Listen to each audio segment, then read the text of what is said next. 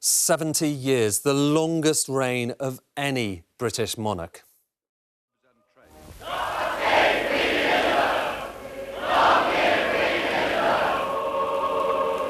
And it is hard to think of another period where the country has changed quite so much, culturally, socially, economically.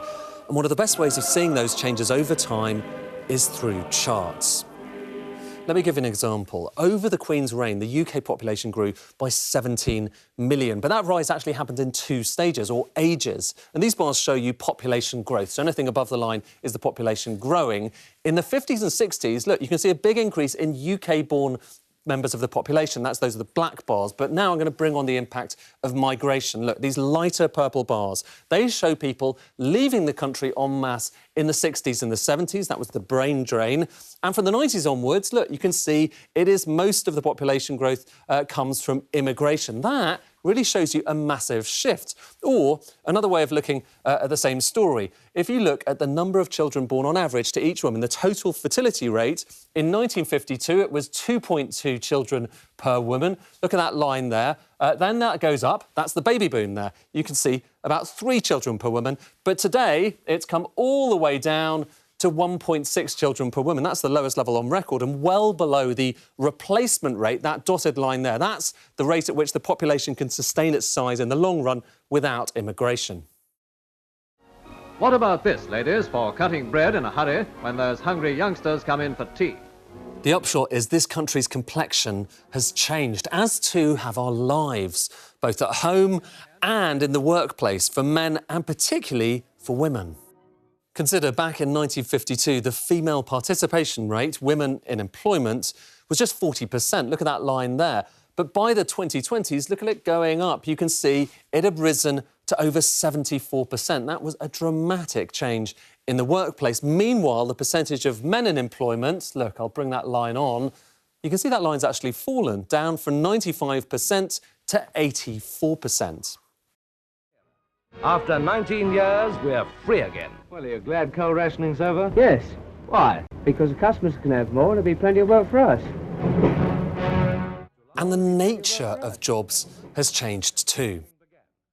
Look, this shows you where people work. And you can see in the 1950s, about 47% of people worked in primary and secondary jobs. This is getting stuff out of the ground or making things with that stuff.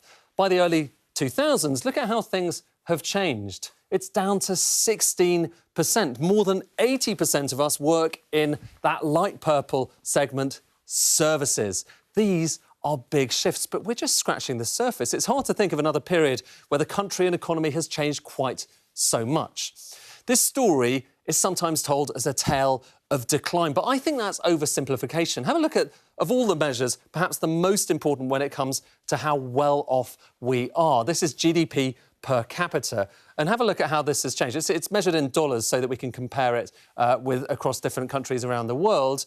And the UK, look, there it is in 1952. Compared with the rest of the leading industrialised nations, the UK was upper middle of that pack. But look at what happened then. All countries got better off over time. Look at the bars. They're all going up, so everyone's getting better off. But the UK is getting better off slightly less quickly than the rest. So it fell down on that particular leaderboard, but got considerably wealthier at the same time. Is that decline? Maybe.